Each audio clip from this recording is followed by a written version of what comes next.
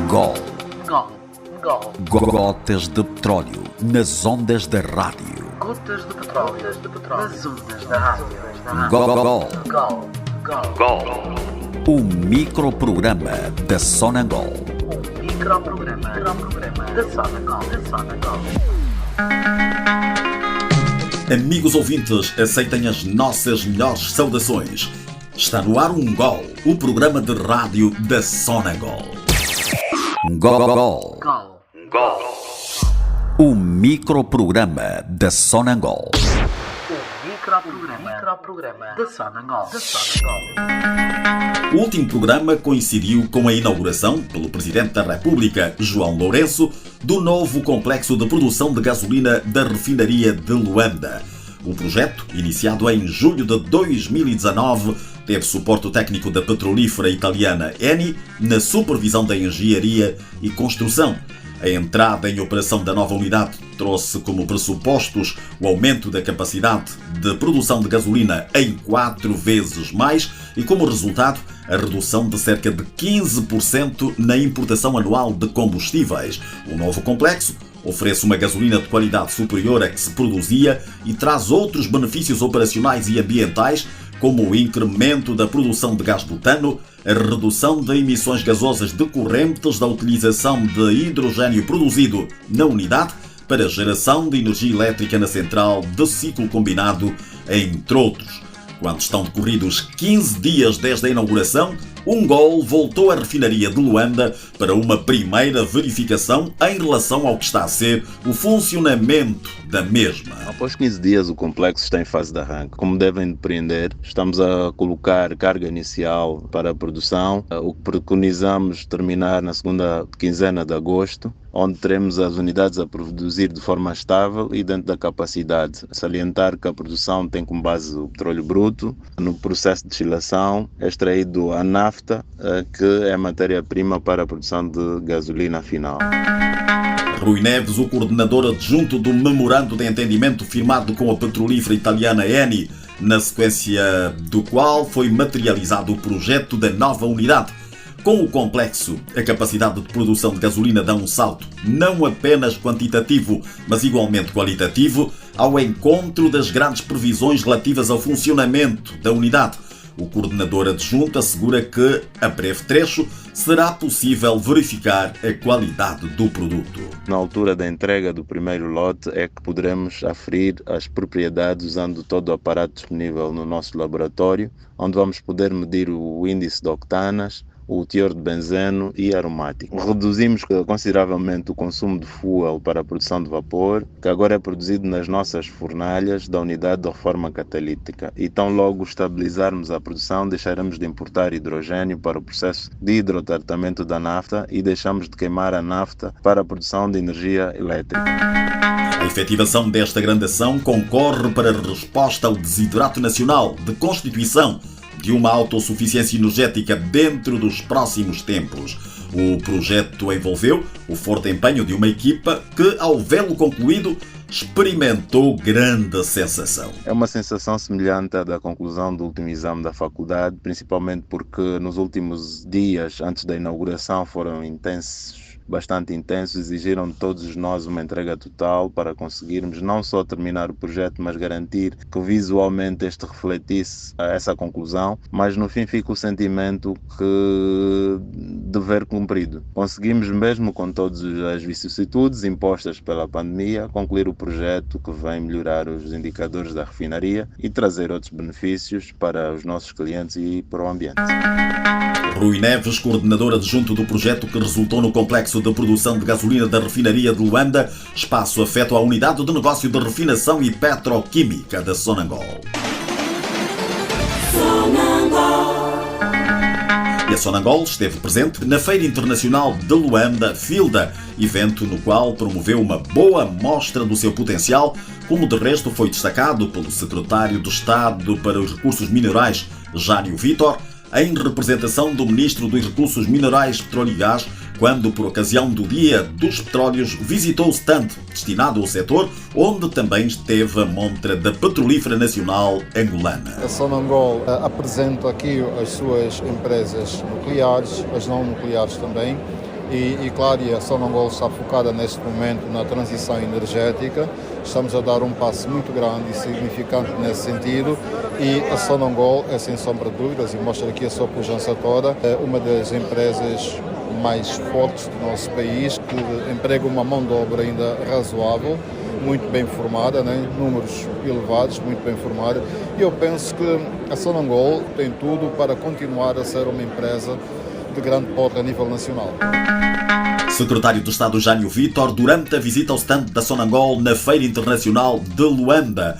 Várias figuras visitaram o espaço da Petrolífera Nacional, algumas delas guiadas pelo PCA Gaspar Martins, que, por altura da abertura da feira, foi o cicerone para entidades do Estado, empresários e outras entidades que estiveram no espaço dedicado à Petrolífera Nacional Angolana. Os diferentes visitantes tiveram a oportunidade de conhecer melhor os segmentos de atuação da empresa, desde a exploração e produção, simbolizada pelo mapa de exploração da Unidade de Negócio da Exploração e Produção, e o trading e shipping, representado pela miniatura de um navio petroleiro.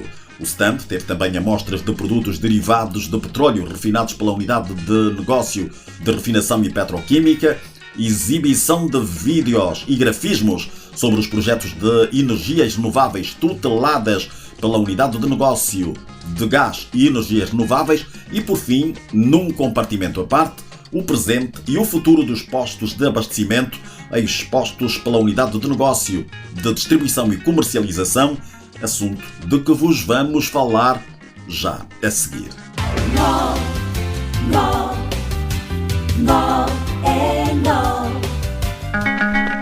A transição energética é tema da atualidade, particularmente considerando a transversalidade de áreas abrangidas pela sua materialização, como forma de se garantir que o planeta Terra proporcione condições de habitabilidade ao homem hoje, sem condicionar a existência no futuro.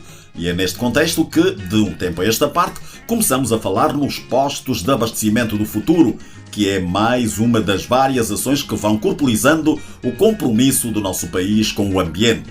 O posto de abastecimento do futuro acarretará a responsabilidade de abastecer as viaturas sem promover agressões ao ambiente, ou seja, sendo ambientalmente responsáveis. Foi para percebermos melhor o conceito do posto de abastecimento do futuro que Isabel Trozo conversou com Emanuel Chindecase, diretor de Marketing e Desempenho da Unidade de Negócio de Distribuição e Comercialização da Sonangol. Nós estamos a pensar no horizonte 2022, 2040, quais são as medidas que a Sonangol deverá desenvolver para a sua atividade de abastecimento de viaturas ser considerada uma atividade ambientalmente responsável, tendo o facto de que as fontes de energias hoje utilizadas são energias fósseis que causam aqui algum impacto vis-à-vis da proteção ambiental. Diretor Emanuel, de que maneira decorrerá esta transição? A transição para o posto de abastecimento do futuro, ela está a ser analisada em 4 perspectivas. A primeira perspectiva é tentar responder os desafios da sustentabilidade ambiental, econômica e financeira, criar aqui mecanismos para que todas as ações que sejam desenvolvidas sejam na base desse foco. A segunda é o desafio do desenvolvimento e transição tecnológica, porque não é possível hoje nós implementarmos medidas que visam a redução ambiente sem olhar para a tecnologia. O terceiro elemento é a nossa proposta de valor, no fundo é a nossa oferta, o que é que nós oferecemos hoje e a que nível de degradação, ou podemos assim dizer, de poluição ambiental, e o que é que nós vamos oferecer à medida em que o tempo vai passando até chegar a 2040. E o quarto elemento, naturalmente, são reflexões que nós estamos a colocar de que quais serão os principais desafios dessa transição. Chindecase ajudou-nos a entender o que temos hoje num posto de abastecimento, as principais transformações perceptíveis no futuro imediato e os desafios da empregabilidade. Hoje nós oferecemos num posto de abastecimento convencional gasóleo, gasolina, temos os serviços da nossa loja de conveniência, temos serviços de água, serviços de ar. À medida em que nós vamos passando, nós vamos ir aumentando aqui o que é proposta de valor. Nós já estamos a pensar em implementar o serviço do autoabastecimento e o serviço de carregamento de viaturas a abastecimento elétrico, no fundo. Se pensarmos para 2030, de certa forma a proposta de valor altera, porque nós já estamos a pensar em utilizar outras fontes de energias, é aproveitar essa produção de energia fotovoltaica, e se é essa fonte de energia que vai alimentar naturalmente os nossos postos e também as viaturas que ali se adivinham. Para o horizonte de 2040, começamos a pensar em outras fontes como a energia eólica, a utilização do hidrogênio, que são no fundo os marcos que nós trabalhamos para dar corpo a este horizonte de 18 a 20 anos, para estarmos presentes a um posto de abastecimento do futuro. Que advém aí vários desafios, né? Quais os principais desafios desta transição? São vários e nós também partilhamos os desafios por etapas. Começando hoje, já para 2022, o principal desafio hoje é saber como nós podemos medir o nível de poluição sempre que eu abasteço uma viatura. Esse é o principal desafio. Nós, no horizonte 2022-2025, o grande desafio é ter aqui instrumentos do ponto de vista tecnológicos que permitam a recuperação dos vapores no ato de abastecimento e que esta recuperação dos vapores poderão, de certa forma, fazer aqui o exercício da economia circulante. Os vapores recuperados, eles voltam justamente a ser canalizados para o tanque e voltam justamente a produzir combustível, e esse combustível volta a ser abastecido. Ainda em 2025, e acabei de falar da implementação do autoabastecimento. O autoabastecimento dá-nos aqui um desafio da empregabilidade. Nós vamos implementar o autoabastecimento justamente nos carros elétricos. A pergunta que se coloca é como é que ficam os nossos bombeiros de postos de abastecimento. E aqui a reflexão vai que o eventual desemprego que poderia surgir será canalizado para os anos subsequentes, onde novas atividades vão ser desenvolvidas no posto, tendo em conta que um dos principais desafios é transformar o posto num centro de serviço a novos empregos. Então nós vamos converter aqui hoje aqueles que são os nossos bombeiros, amanhã que serão os nossos especialistas em fontes de energias mais limpas. Para 2030 e 2040, o principal desafio é estar alinhado aos objetivos de desenvolvimento sustentável das Nações Unidas, de tornar o nosso posto ambientalmente responsável, e um grande desafio que nós temos hoje, com o advento do abastecimento elétrico, é nós posicionamos os nossos postos onde estão os clientes. Então nós é que vamos a caminho do cliente, vamos criar justamente aqui mecanismos de nós estamos adaptados à nova realidade. Emanuel Chindecase, diretor de Marketing e Desempenho da Unidade de Negócio de Distribuição e Comercialização da Sonangol. O posto de abastecimento do futuro, aquele que vai permitir abastecer as viaturas sem magoar o ambiente, já em reflexão para posterior materialização. O que se produz nas universidades, enquanto centros de saber, deve servir à sociedade. É muito grande o conjunto de inovações tecnológicas e outras, hoje ao serviço do bem-estar social, nas mais diversas áreas da vida, cujo embrião foram as diferentes universidades pelo mundo fora. As instituições nacionais similares não devem estar dissociadas desta particularidade, apesar de os reflexos na sociedade angolana serem ainda bastante tímidos. E foi movido pela necessidade de se dinamizar esta componente que o Instituto Superior Politécnico de Tecnologia e Ciência, ISPTEC, realizou recentemente a Feira Universitária de Inovação, cujo objetivo principal foi o de garantir a transferência de conhecimentos gerados nas universidades nacionais para a sociedade. Foi uma feira bastante concorrida, com a participação de diversas universidades de vários pontos do país, assim como várias empresas. A importância e ganhos da Feira Universitária de Inovação foi explicada pelo diretor-geral do ISPTEC, Marcílio Santos. Neste caso, a Feira Universitária de Inovação enquadra-se no âmbito da extensão universitária. A premissa da extensão universitária é a transferência de conhecimento gerado nas universidades para a sociedade. Ou seja, todo o processo de investigação científica que as universidades geram, elas têm que ter, até certo ponto, uma aplicação direta aos problemas sociais e trazer algumas soluções para esses problemas sociais. Um exemplo concreto foi a atuação das universidades no desenvolvimento da vacina de Covid. A Feira Universitária de Inovação do ISPTEC também não foge essa regra. Ela teve como objetivo contribuir para o desenvolvimento de uma cultura de inovação na sociedade angolana. Permitiu congregar por volta de 117 projetos, dos quais participaram 21 empresas e 17 instituições de ensino superior. Os resultados que obtivemos foram positivos, em que as 3 primeiras startups foram do ISPTEC. Estes projetos têm um impacto significativo na sociedade angolana. Isto foi a razão pela qual elas ganharam, estes projetos ganharam. Uma vez que A feira também permitiu apresentar os projetos a investidores e a empresas interessadas nas inovações apresentadas pela comunidade acadêmica, assim que também, até certo ponto, a mesma feira permitiu a interação entre as universidades com as empresas, que tem sido um outro problema localmente, ou seja, em Angola, existe muito pouca interação entre as empresas e a universidade. E foram também permitidos desse modo, não é, a criação de várias networks entre esses vários participantes, não é, permitiu que os mesmos formassem networks e que trabalhassem em projetos futuros.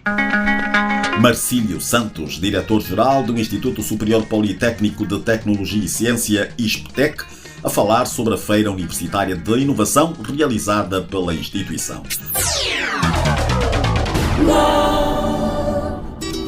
Na ponta final deste programa, voltamos a jogar a bola com o Petro de Luanda.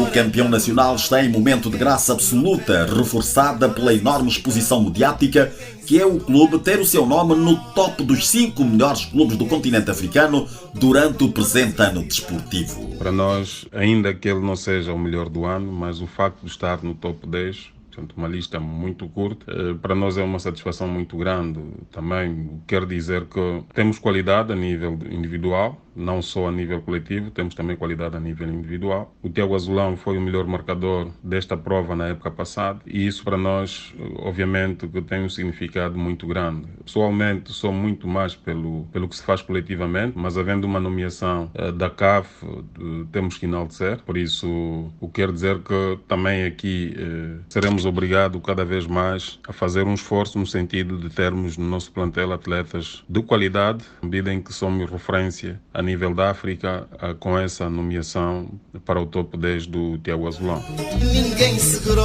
Tomás Faria, presidente do Petro Atlético de Luanda, em manifestação de satisfação ao ver o seu Petro oficialmente colocado no Olimpo do futebol africano, assim como um dos seus principais atletas na galeria dos melhores do continente.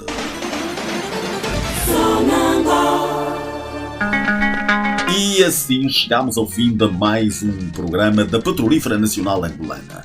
Ungol é uma realização da Direção de Comunicação, Marca e Responsabilidade Social da Sonangol. Aceitem os cumprimentos de Mateus Cristóvão. Gol. Gol. Gotas de petróleo nas ondas da rádio. Gotas de petróleo nas ondas da rádio. Gol. Gol. O microprograma da Sonangol. Microprograma da Sonangol.